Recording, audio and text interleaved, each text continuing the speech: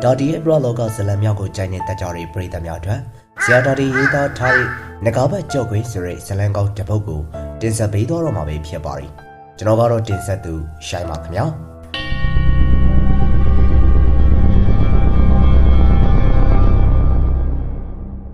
အညာနွေးပြပူချက်ပြနေလေနေခင်းများကိစ္စရှိလို့အပြင်ထွက်ရပြီဆိုရင်တော့ခြေထောက်အောက်ကနင်းထားတဲ့သဲတွေကလည်းမိထားတောက်တော့မလို့ကိုပူရားပ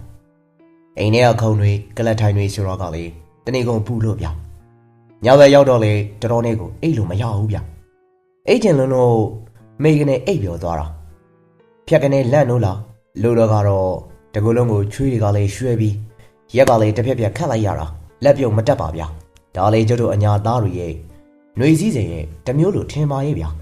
ဒီညလေကျုပ်အိမ်မပြောနိုင်သေးဘူးဗျရက်တောင်ကလည်းတစ်ဖြက်ဖြက်နေလေဗျအိမ်မရပါဘူးဆိုမှခွေးရလေထဟောင်နေပြန်ရောပြူဟဲ့တော်ဒီမြောက်ဘက်ဝိုင်းကခွေးရလေဟောင်းလာကြလားဝိုင်းနာလူတွေဘာတွေကတ်သလားနည်းနည်းလောက်ထားကြည့်ပါလားဟဲ့ဒါလူဟောင်းနဲ့အတန်မဟုတ်ဘူးဗျတရိတ်ဆန်ကိုဟောင်းနဲ့အတန်ဗျအမေရဟုတ်တယ်ငွေစင်ရဲ့ဒါလူဟောင်းနဲ့အတန်မဟုတ်ဘူးရွာလမ်းပေါ်မှာနွားတွေဘာတွေများလွတ်နေသလားမှမသိတာခွေးရလေစူးစူးဝါးဝါကိုဟောင်းနေတော့တာဗျ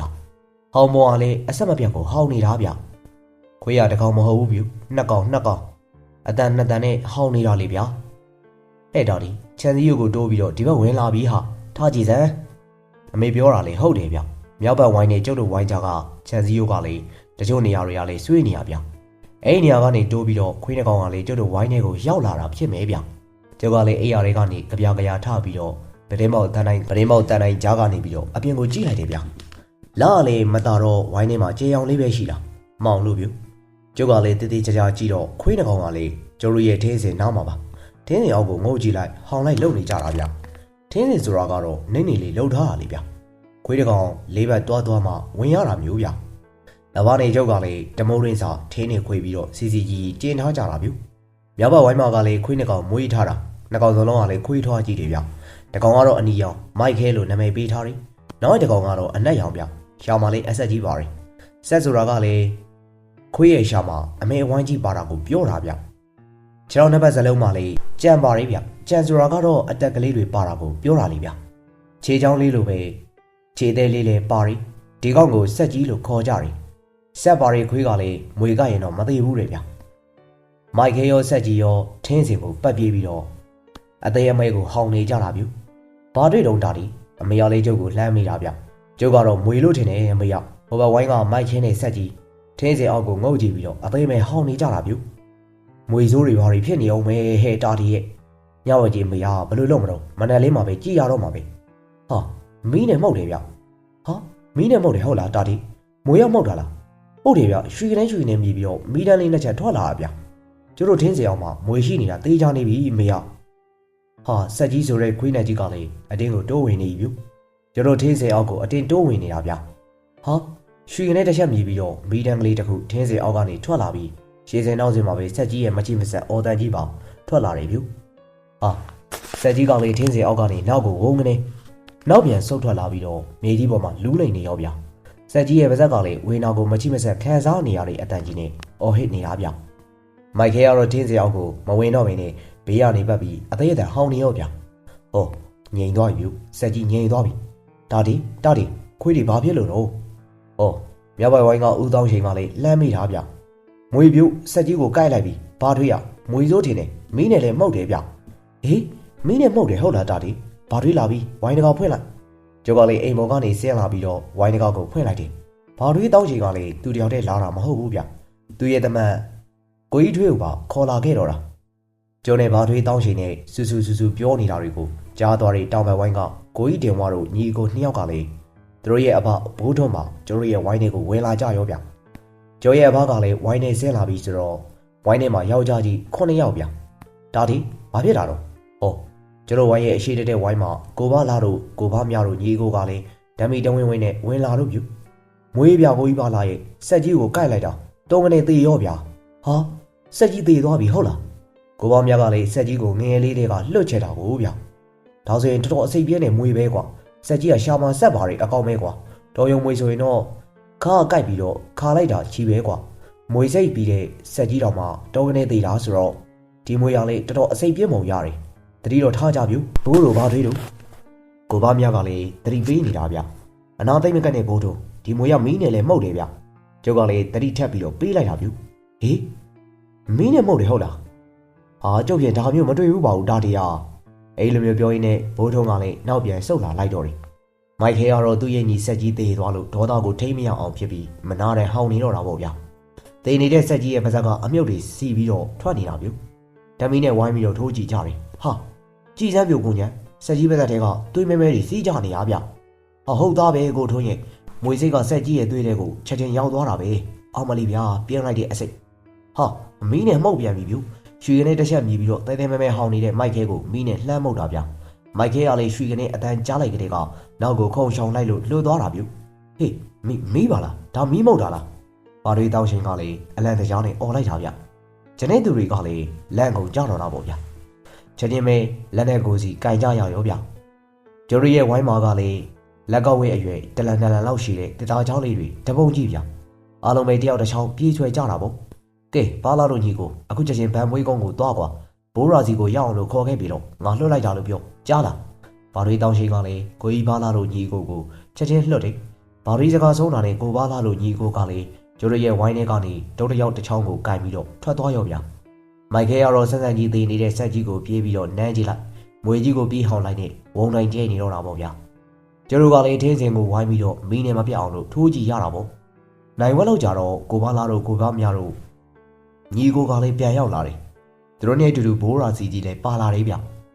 လွယ်ကြီးတစ်လုံးနဲ့ဆလွယ်တိုင်းလို့ဗျလက်မကလည်းစေးတောင်ဝေးကြီးနဲ့ဘိုးရာစီဆိုတဲ့ဘိုးတော်ကြီးကလည်းဘိုးရင်ကလေးကမွေလဲမေးစရာဗျလူကြီးတွေပြောတာကတော့မွေနိုင်တဲ့နေရာမှာပြိုင်ဘက်မရှိဘူးဆိုပဲဘာလို့ဆိုလဲမွေပဲဖြစ်ပါစေဘိုးရာစီအရှိရောက်ရင်တော့အဝိဇ္ဇုကြီးခွေထားတယ်လို့ကိုနေရတာဆိုပဲဗျဘိုးရာစီကလည်းအလဲမဲပြတာကိုကျုပ်တို့တော့မမိလိုက်ဘူးဗျဘိုးရာစီကိုကျုပ်တို့သိတော့ဘိုးရာစီကလည်းအလဲမဲမပြတော့ဘူးဗျအဲဒီလောက်တွေကိုစွန့်လွတ်လိုက်ပြီဘိုးရာစီအမြဲတမ်းပြောတဲ့စကားကတော့အလဲမဲစရာဆိုတော့လှုပ်ကလေးတီးရတယ်ငွေတကောင်ကိုဖမ်းပြီးဆိုကြတဲ့ကနှစ်နှစ်ခိုင်းပြီးရင်ပြန်လှုပ်ပေးရမယ်သုံးနှစ်ခိုင်းပြီးရင်ပြန်လှုပ်ပေးပါမယ်လို့ဂတိတကားလေးပေးရတယ်ဂတိပေးပြီးရင်လည်းအဲ့ဒီနေ့ရက်ကိုရေးမှတ်ထားပြီးအမြင့်မှတ်ထားရတယ်ရက်ပြေတာနဲ့ကောင်းကောင်းမွန်မွန်ပြန်လှုပ်ပေးရတယ်ဂတိပေးထားတာတရက်တောင်မှမကြော်စီနဲ့ကြော်လို့ကတော့အလဲမဲစီးပေါက်သွားပြီလို့သာမှတ်ပြီးတော့လူတွေပြောကြတဲ့စကားတစ်ခုရှိတယ်ကွာမွေလဲမဲစရာဆိုတာမွေကြိုက်လို့သေးတာကြီးပဲတဲ့အဲ့ဒီမွေပေါ်မှာဂတိမတီတဲ့အလဲမဲစရာတွေကိုပြောတာပါမွေပေါ်မှာမေတ္တာထားတဲ့ဆရာတစ္ဆာမပြတ်တဲ့ဆရာဘယ်တော့မှမသေးကြပါဘူးကွာလူတွေရဲ့ဝိုင်းထဲကိုရောက်လာတဲ့ဘိုးရာစီကိုကျတို့ကိုယ်တိုင်ရေခတ်တက်လိုက်တယ်ပြီးတော့အဖြစ်အပျက်တွေကိုကျုပ်ကလည်းကိုယ်တိုင်ပဲဘိုးရာစီကိုပြောပြလိုက်တယ်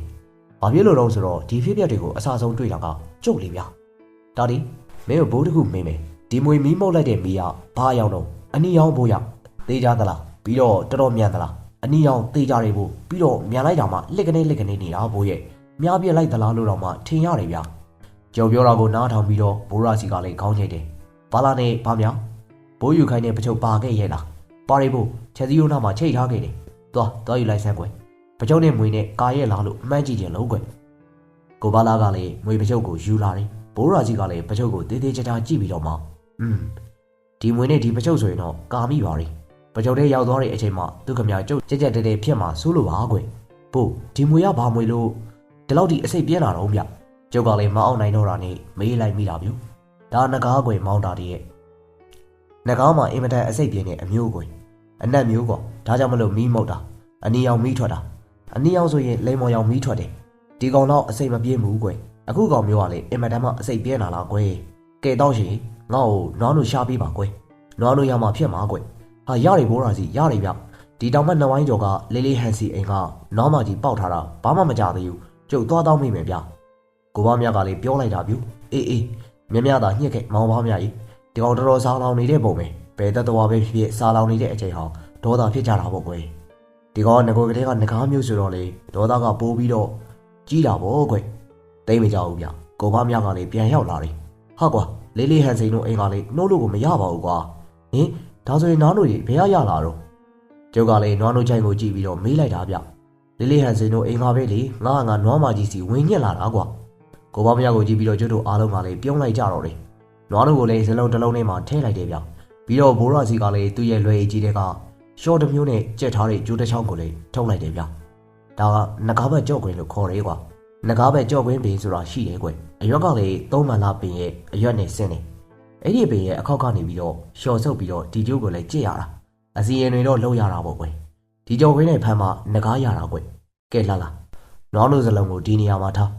းမင်းတို့အားလုံးဝေးဝေးနေကြဒီနဂါးမျိုးကအနည်းငယ်သိမ့်များတာကွကိုပါများကလည်းဘိုးရာစီပြတဲ့နေရာမှာနွားနိုးစလုံးကြီးကိုချထားလိုက်တယ်ဗျဘိုးရာစီကတော့ကျိုးတို့ထင်းစင်ပေါ်ကိုတက်ပြီးတော့သူ့ရဲ့ကြော့ကွင်းကိုနွားနိုးစလုံးရှိမှကွင်းလုံပြီးတော့ကျိုးကိုလည်းသူ့ရဲ့လက်ကကင်ထားတော့တယ်ဟာဘိုးရာစီမန်နန်တွေကိုရွတ်ပြီးပြုတ်ရွတ်ပြီးကျတို့အားလုံးကလည်းဝေးဝေးမှသွားနေကြရတာပေါ့ဗျ10မိနစ်ဘာမှမထူးခြားသေးဘူးဗျဘိုးရာစီကတော့မန်နန်ကိုဆက်ရွတ်နေတော့မယ်မိနစ်20ဘာမှမထူးသေးဘူးဗျကျုပ်စိတ်ထဲမှာတော့တန်တရားဝင်လာတယ်ပြုအော်ပြောဖို့မေ့နေတာဗျဘိုးရာစီအလှစားလုပ်တော့မယ်ဆိုကြတဲ့ကဘာထွေးတောင်းချင်ကလည်းသူ့ရဲ့ခွေမိုက်ခဲကိုသူတို့ရဲ့ဝိုင်းနဲ့ပြန်ခေါ်သွားပြီးတော့ကြိုးချီထားလိုက်တော့တယ်မိုက်ခဲကတော့ဟောင်းနေတော့မယ်ဗျဘိုးရာစီကလည်းမန်နန်ကိုအဆက်မပြတ်ရွတ်နေလိုက်တာများမမောနိုင်မပန်းနိုင်နဲ့အတိုင်းပဲပြုဒါတရားငါတို့စိတ်တော်မှာတိတ်မရှိတော့ဘူးကွာတို့ဒီလူအုပ်နဲ့ဆိုရင်တော့ငကားမပြောနဲ့ဂေါ်စီလာတော့မှမခံနိုင်ပါဘူးကွာအပြင်အောင်လို့6ထုတ်ပြီးတော့ဝိုင်းရတာကမှဟုတ်အောင်မယ်ကိုဘာလာကလည်းစိတ်တူပြီးတော့ပြောတော့တာပြုဒီတော့မှပဲဘိုးရာစီကမန်နန်ရွတ်တန်ကပို့ပြီးတော့ကျဲလာရောဗျကျတို့ကလည်းလှမ်းကြည့်လိုက်တယ်နွားတို့စလုံးနဲ့မလန်းမကန့်မှဖျောင်းနိုင်တွေထုံးပေးထားရတာဆိုတော့လေးနေတာပေါ့ဗျဟာထွက်လာပြီပြုတင်းစရာကရှောပြီးတော့ထွက်လာတာဟာအနက်ရောင်ကြီးဗျမဲပြောင်ပြီးတော့နတ်မောင်နေတာအကောင်းမှလည်းအမောက်အနီကြီးနေဗျဘိုးရာစီကတော့သူ့ရဲ့ငကားဘက်ကြော့ခွင်းကိုကင်လို့ပဲဗျမန်နန်ကလည်းရွတ်ဆဲပဲငကားထွက်လာပြီပြုကျုပ်လိုပဲကျန်တဲ့တူတွေကလည်းဝိုင်းကြည့်နေကြတာပေါ့ဗျလက်ထဲကအသင့်ကင်ထားတဲ့ဒုတ်တွေကိုလည်းမြေကြီးမှာထောက်လို့ဗျဒါဒီပချုပ်ယူခဲ့မန်နန်ရွတ်နေရင်းနဲ့ဘိုးရာစီကလည်းကျုပ်ကိုလှမ်းပြောလိုက်တာဗျကျုပ်ကလည်းပချုပ်ကြီးကိုမယူသွားတယ်ဒါစီတတိထားကျုပ်ကိုလည်းလေတံကက်အုပ်နဲ့ဝိုင်းပြီးတော့တတိပေးကြတယ်ငကားရီလုံးဘက်ကလည်းလူကြီးလက်ကဝဲလောက်ပဲရှိတာပါဗျဒါမဲ့နတ်မောင်ပြီးတော့ပြောင်းနေတော့တာပြုခေါင်းမှာလည်းအမောက်နေပါရဗျဟာကိုလုံးပေါ်မှာတော့အကြီးကိုဝိုင်းဝိုင်းနေပါရဗျဘိုးရာစီရဲ့ငကားဘက်ကြော့ခွင်းတဲ့ကိုငကားရဲ့ခေါင်းကလည်းစွတ်သွားပြီဗျနွားနိုးစလုံးတွေကနွားနိုးတွေကိုငကားတောက်ပြီဗျဟာအမေကလည်းငါးမီးကြီးလိုပဲဗျမွေမီးနဲ့မှမတူတာအမေကလည်းပြပြကြီးဗျအခွနှစ်ခုနဲ့ငကားကလည်းနွားနိုးကိုစုပ်ယူနေတော့ဘိုးရာစီကလည်းသူ့ရဲ့ငကားဘက်ကြော့ခွင်းကိုတပြေးပြေးနဲ့ဆွဲနေတယ်နောက်ပြီးတော့ငကားရဲ့လေပင်မှာငကားဘက်ကြော့ခွင်းကလည်းတင်းတင်းချီထားတယ်လို့မျိုးဖြစ်နေပြီပေါ့ဗျ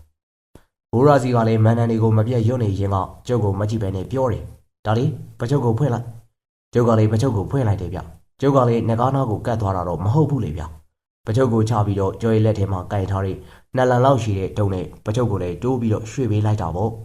ပချုပ်ကိုမတိမတာရွှေ့ရင်းနဲ့ငကား2000လောက်กว่าအောင်ရောက်တော့ပချုပ်ဖုံးကိုလည်းတုံးနေပဲလှမ်းကြလို့ပြီးတော့ဖွင့်လိုက်တာလေဟောနွားနိုးကလည်းကုန်ပြီပြုနွားနိုးတစ်စလုံးကုန်အောင်လို့တောက်နိုင်တဲ့ငကားဗျကျုပ်စိတ်ချင်တော့အရှိကတော့လူကြီးလက်တလန်လောက်တော့ရှိမယ်ဗျဘိုးရာစီကလည်းဂျိုးကနေဆွဲပြီးတော့တဖြည်းဖြည်းချင်းမားတယ်ငကားကလည်းငြိမ်လို့ပြုအဝိဇ္ဇာကြီးတစားမားလိုက်တယ်လို့ပဲပါလာတာဗျငကားရဲ့ကောင်ကိုပချုပ်ဝါမှာတေးပေးလိုက်တယ်ဟောဝင်သွားပြီပြုဝင်သွားပြီငကားဝင်သွားပြီအေးစစ်စစ်ပါပဲဗျပချုပ်ထဲကိုလည်းရှော့ကနေဝင်သွားတာငကားအမိပါဝင်သွားတဲ့အထိဘိုးရာစီကလည်းသူရဲ့ငကားကြုံခေးကိုကျိုးလျှော့ပေးလိုက်တယ်ဒါဒီအဖိုးကိုခက်မြင်မြန်အုပ်လိုက်ကျုပ်ကလည်းတုံးနဲ့လှမ်းကလော်ပြီးတော့ပချုပ်ရဲ့အဖုံးကိုဖုံးပေးလိုက်တော့တယ်အဖုံးခဏပြီးတာကျုပ်ကလည်းဘိုးရာစီခိုင်းတဲ့အတိုင်းပဲပချုပ်ရဲ့အဖုံးကိုတုံးနဲ့ဖိထားလိုက်တော့တယ်ဘိုးရာစီကမန်နန်ရွတ်ရည်နဲ့ထင်းစင်မော်ကဆင်းလာတယ်ပြီးတော့ပချုပ်ကြီးစီကိုသွားပြီးတော့အဖုံးကိုလည်းတေးသေးချာချာပိတ်လိုက်တယ်ငကားဘက်ကြော့ခွင်းရဲ့ကြံနေတဲ့ကြိုးစားကိုငကားပချုပ်ရဲ့လဲတိုင်းမှာပတ်ထားလိုက်တယ်ဗျဇွမ်းလိုက်တဲ့ငကားဘက်ကြော့ခွင်းဗျလို့ဒေါသကြည့်ပြီးတော့မီးတွေတရွှီရွှီမှုန့်နေတဲ့ငကားကိုတော့မှအဝိဇ္ဇာတစလိုမျိုးဖြစ်သွားအောင်လို့လုံနိုင်နေမှာတော့ကျန်တဲ့မွေလောက်ကတော့အသားလေးပေါ့ဗျကိုဘာလာတို့ညီကိုကလည်းငကားပချုပ်ကိုနွားချီကျိုးနဲ့ဆိုင်းကျိုးချီပြီးတော့ဝလုံးနဲ့ရှေ့တယောက်နောက်တယောက်ထဲရင်းနဲ့ဘိုးရာစီရဲ့နောက်ကနေလိုက်သွားကြလေရဲ့ဗျာဟုတ်ကဲ့ပါအခုလိုမျိုးအဆုံးထိအားပေးနားဆင်ခဲ့ကြတဲ့ပရိသတ်များအားလုံးကိုအထူးပင်ကျေးဇူးတင်ရှိပါရခင်ဗျာနောက်တဲ့ဇလန်ကောင်းများကိုလည်းဆက်လက်နားဆင်နိုင်မှုအတွက်ဂျော်ရီရဲ့မော်တာတီ channel လေးကို like and subscribe လေးလုပ်ထားပေးဖို့တောင်းဆိုလိုက်ပါရခင်ဗျာ